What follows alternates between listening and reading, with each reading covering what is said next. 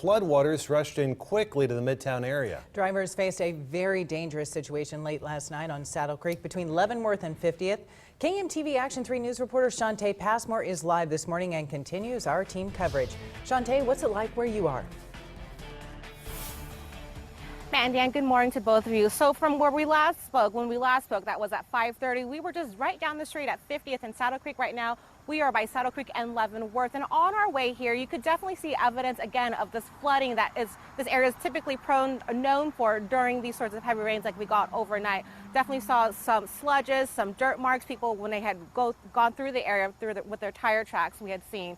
And right now we're here again, as I mentioned, by Leavenworth and Saddle Creek, where there is a light pole down, obviously due to the storm that we had last night. Right now we've got an OPD cruiser just kind of blocking off the area and making sure that no one drives through that area until they remove that light pole. And while much of the roadway is almost cleared, this side of the sidewalk right next to this Baker's grocery store is completely saturated. Again, evidence of the flooding here. It's still very, very wet. Now, as I mentioned, again, this area is typically known for heavy flooding whenever we get heavy rains like what we got overnight. You're looking at footage from last night, I'd say around 11:30. Now check out the scene here at Saddle Creek, again between Leavenworth and 50th. The storm knocked down this light pole, as I mentioned. It knocked down dumpsters. Manholes were off and flying, floating through the waterway, and the water level was so high at one point it left many drivers stuck in the road. But luckily, people like Aaron Horton ran out to help those drivers who were stuck.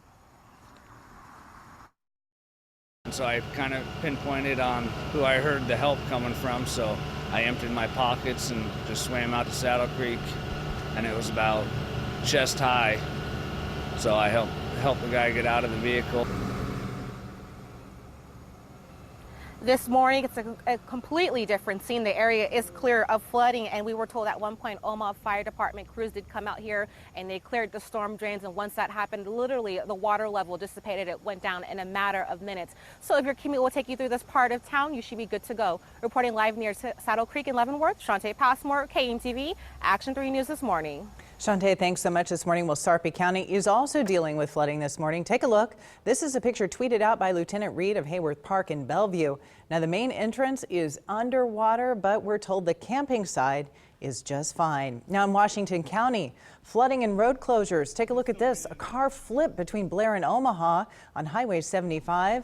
And this video posted to our Facebook page, a car submerged in the floodwaters on Wilbur Street. That's also in Blair. And let's take a look at a couple of pictures from our viewers this morning. First up, a lightning strike. This is out near 180th and Pacific. Almost looks like that lightning hit the home. And this picture of Indian Creek and Council Bluffs. Again, take a look at the flooding there.